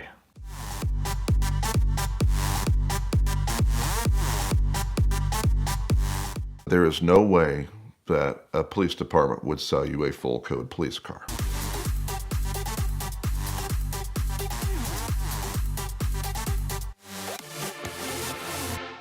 You can buy anything you would like to on eBay. And for some reason, I went searching for a Crown Victoria. Now, Doug tells stories about Crown Victorias. Arnie seems to love Crown Victorias, and Crown Victorias are usually nothing but trouble. But for some reason, we all love them too. So I went shopping for an Indiana sheriff car. And truckers call them Indiana waffle monsters because they are brown and tan, so they look like waffles and syrup. I minded my own business. Now, circa this is about 14 years ago, and came across a 98 Ford Crown Victoria sheriff car. And it still said sheriff real big on the side of it, brown and tan. It was just an online auction bid, and county sheriff car, stars, everything, decals, full code police car. What had happened, it was Miami County, Indiana, northern Indiana, and they were going to run it in the demolition derby because it had a 4.6 in it and it had a bit of a knock, and they were just going to beat it to death. But for some reason, they did not run it in the county fair, and the officer that still had it put it up for auction on eBay. And you can still, yes, buy everything you would like, find it on eBay. So I bid, and I was the high bidder on a full code Indiana Waffle Monster sheriff car. About 14 years ago, of course, my daughter at that time, 10, 11 years old, and she loved cameras. And her first tattoo was a 35 millimeter on her foot. I was always more of a best friend than a dad, which sometimes is not the best thing to be. But I took her with me everywhere. I said, Kate, I bought this sheriff car up in northern Indiana. We had truck and trailer. Let's go. And of course, she had digital camera that day, and she went and did her own thing and kind of just took pictures out the window and everything. We get up there to this kind of like an impound lot, like a bullpen, and this gentleman's waving me in, come on in. And I back into this lot, and there it is, brown and tan. Decals are still on it. Still says county sheriff on the back of it. And I'm thinking, man, this cat would have taken the decals off of it before I picked it up. I handed him the loot, time to go. He drives it right up on top of the trailer. I strap it down. Life is good. And he waves me, see you later, goodbye. I get to US 31. He goes north. I go south.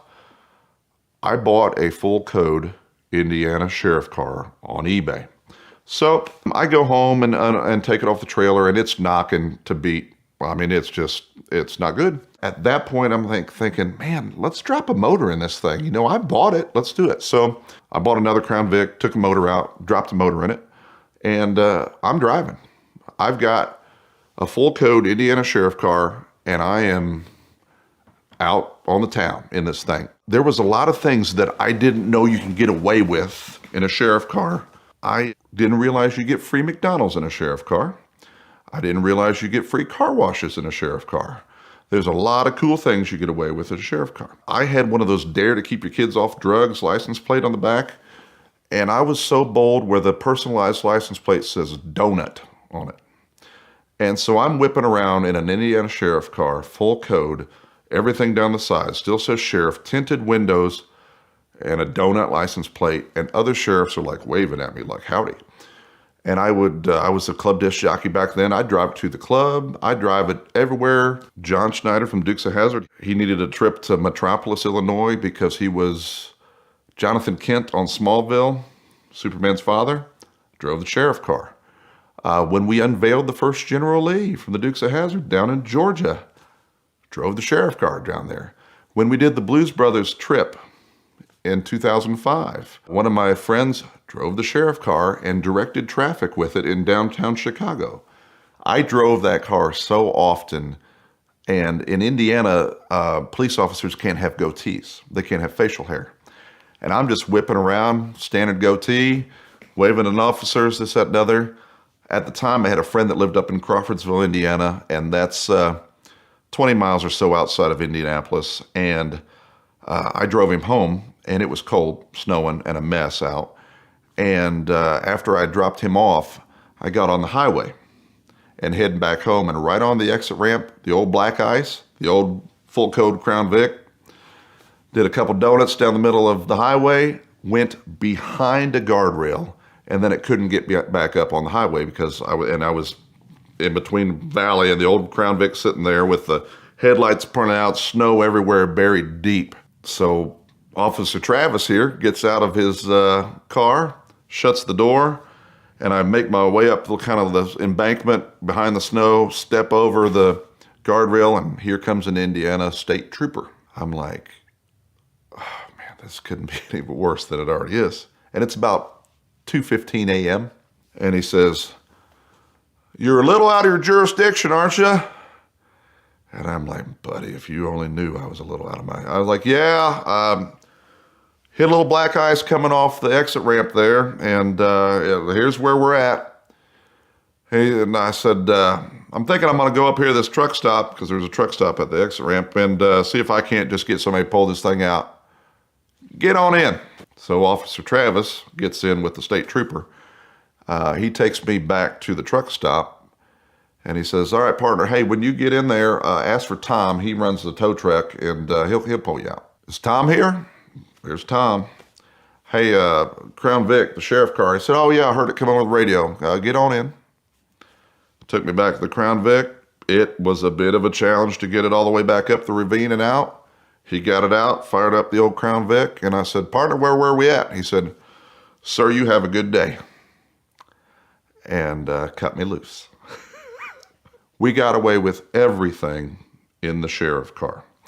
So it kind of sat for a little while, and we had a big time with it. One day I needed to drive it somewhere. We were working on the exhaust for the Cannonball Run ambulance or something. I got in the sheriff car because we had driven it everywhere. And little did I know that I had let the plate go expired. And so I'm whipping down through Johnson County, Indiana to the exhaust shop, minding my own business in my sheriff car, and I got pulled over by a real sheriff. And by the time I was out of it and had my hands on the side of it, I had every officer that was on duty that day in Johnson County, including Whiteland and New Whiteland, Indiana, and half of Greenwood, and had me on the side of the car. And they said, of course, I'm impersonating a police officer. I explained to the arresting officer that I had purchased the vehicle this way. And he said, there is no way that a police department would sell you a full code police car. I had the auction printed off and put it in the glove box. And I said, "Sir, I bought this car this way. This is my car." Of course, it gets towed in and it's gone because it has expired license plates. They did not take me to jail, but they gave me some time that day to prove that I purchased it that way. So I basically went to the police department with the auction that I took out of the glove box.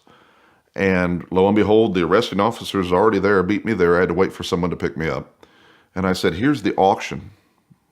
I bought it this way." He said, "Mr. Bell, I've called Miami County, Indiana, and they did not sell you that car that way.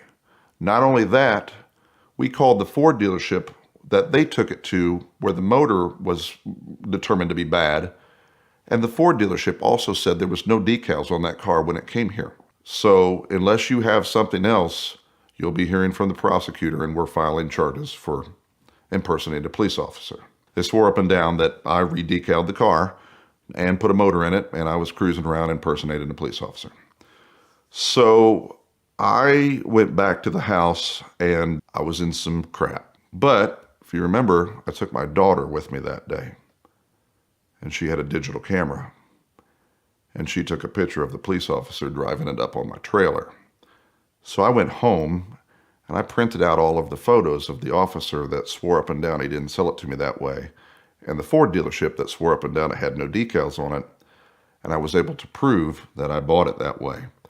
So I went back to New Whiteland, and on the way there, I went ahead and paid for the license plates at the Bureau of Motor Vehicles on the way so I can pick up my car. And I just calmly laid down every photo of this police officer, and it didn't matter what he said. He sold it to me that way. And at that point in time, the officer had nothing he can either A, hold my car on, or B, hold Mr. Bell for. So I got the release and went and got my car out of the impound. And the guys at the impound were just dumbfounded that they would give me my car back. And at the time, the prosecutor in Johnson County, Indiana, wrote me a letter and said, put this in your glove box because you bought it this way. So if you ever get pulled over in it again, hand them this because I don't want to go through this all over again.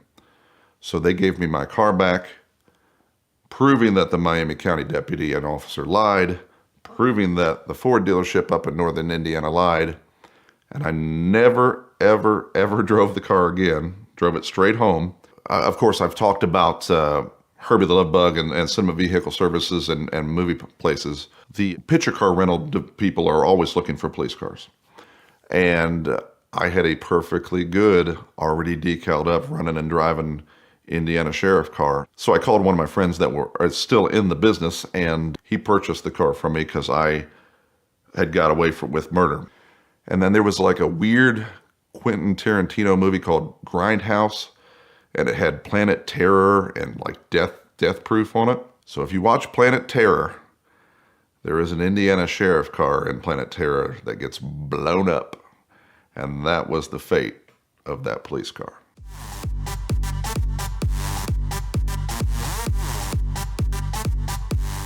Yeah, just a couple dead hookers in the trunk.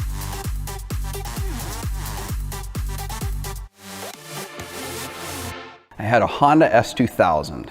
I was going to a wedding in downtown Cleveland, and I'm going to turn left into this parking garage. I'm like, I don't want to do a 3-point turn. I'm just gonna, do my thing, kick the tail out, show off a little bit. And I, checked my mirrors, look around, no cops. So I drop the clutch, spin the car around, perfectly executed drift, just, kick the tail out towards the people. And as I'm coming back around full lock, I see a motorcycle cop, and I'm just staring him in the face. I'm like, crap. So I, reel it back in nicely and pull over, and he pulls up behind me. What do you think you were doing there? Well, officer, you see those people that are telling me that I had to turn around and go around there, and I didn't want to, blah, blah, blah. And so I just, the clutch slipped. Yeah, right. I'm like, crap, he's not buying it. And up to this point, I had a streak. I think I had been pulled over 10 times without a ticket. And I'm just going, man, there goes my streak. No way I can get out of this one. I'm in the middle of the city, like 15 people saw it, Me being the arrogant person I am, and just having extreme luck, at some point, I just got this feeling. I'm like, I'm getting out of this. I don't know how or why, but I'm getting out of it. So of course I lost any humility or sense of, deference I had toward the cop and went into sarcastic mode. So he comes back, comes up to my window. He goes, well, I guess it must be your lucky day. And I look at him and just go, why, officer? On the verge of laughing. And he holds up his ticket book and he goes, I'm out of tickets. You would think that I would thank him and move on. No. Without missing a beat, I looked right back at him and said, I guess you'll just have to mail me one then. He firms up, maybe I will, and storms back to his bike. So I got pulled over at 3 in the morning in my Corvette and going way too fast. And the cop comes up and go through the whole thing. I have a CCW, I put my hands on the wheel, my gun's in the center console. Okay, well, license and insurance, please. I'm like, well, officer, the funny thing is my insurance is underneath my gun, which is in the center console, so what should I do? Just take it out carefully, put it on the passenger seat. Okay, no big deal, follows instructions. Well, it's a small town in Ohio. Another cop comes because it's 3 a.m, they got nothing to do. Apparently they didn't communicate, so the other cop comes to the passenger window and I just see him going, gun, there's a gun, there's a gun. And the other cop's like, yeah, I got it, we're good, you know. And so I did end up getting a ticket for that one. But after I got the ticket, I said, you know, officer, the speed limit shouldn't apply after midnight. I mean, there just shouldn't be a speed limit. And he didn't really buy that, but I already had my ticket, so whatever. So for the brief amount of time that I attended college, I won't say studied because I didn't do any of that, I let it be known that I had been to stunt driving school, among other things. So this fraternity called me up one night and they said, hey, will you take us out and show us how to do some stunt driving? I'm like, yeah, but I don't have a car. No problem. We borrowed one of the guy's parents' cars. I'm like, are they okay with it? Yeah, they're fine with it. We told them what we're doing, all that. I'm like, okay, let's do it. So we went out to some parking lot behind a supermarket, and I started showing them how to do J-turns and 180 slides and slide into a parking space and, you know, all sorts of stuff like that.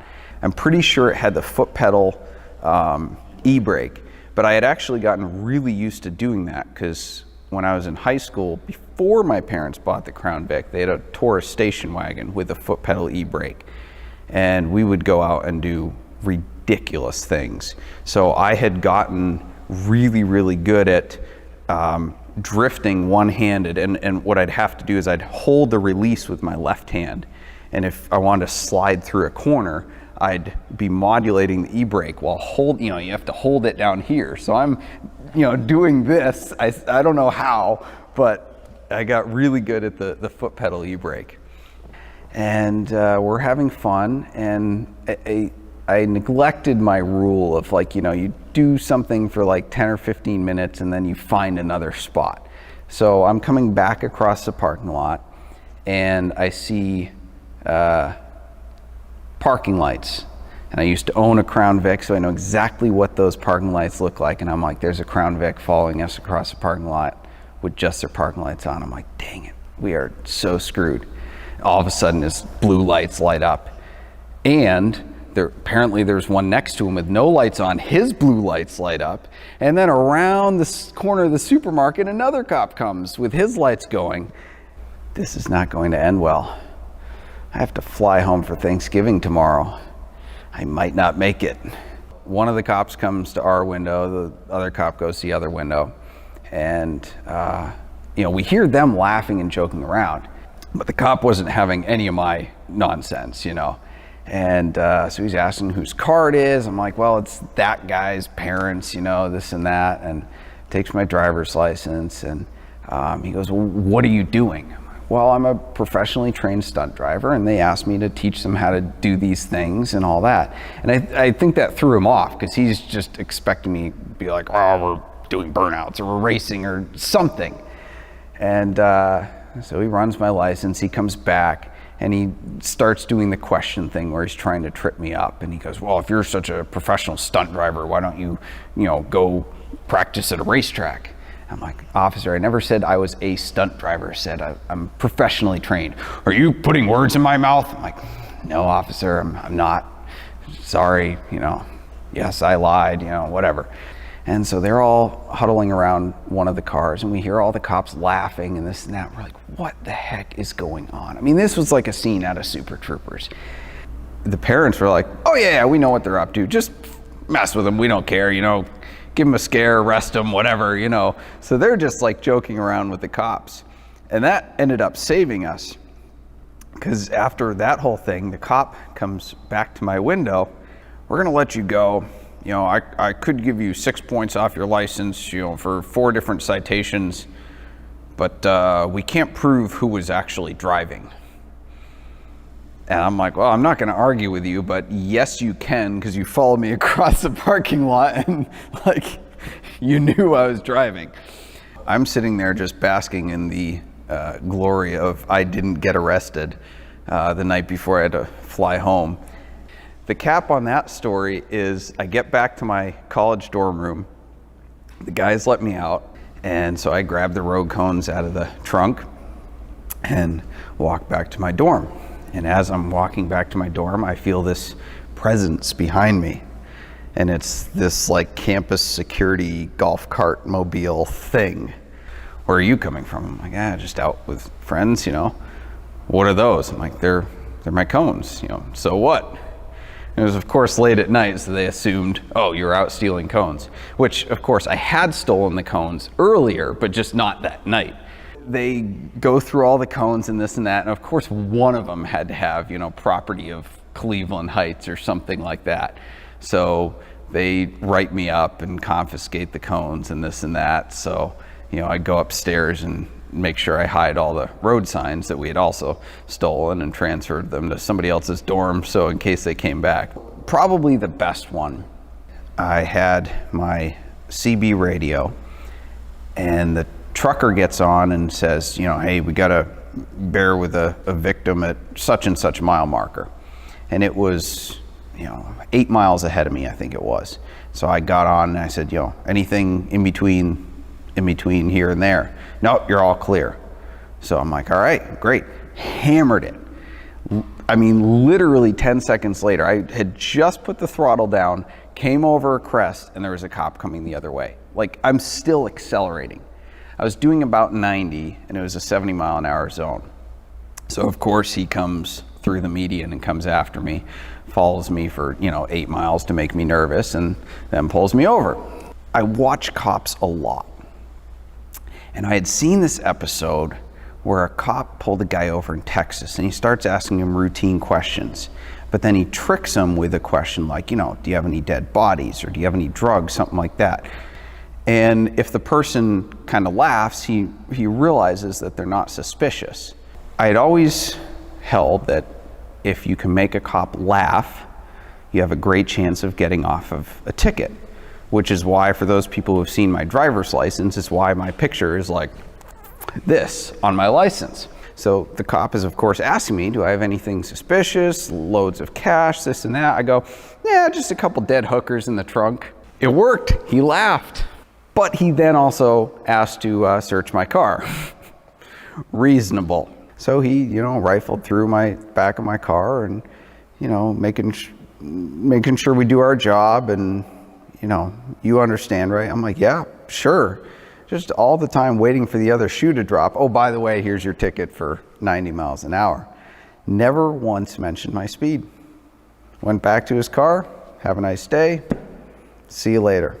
I've been accumulating FOP cards that I haven't used, and so I'm just driving faster and faster because I'm like, well, eventually I have to get pulled over and use these before they expire. Inevitably, they always ask, do you know why I pulled you over? And my smart aleck response would be, well, heck yeah, but if you don't, I'm not going to tell you.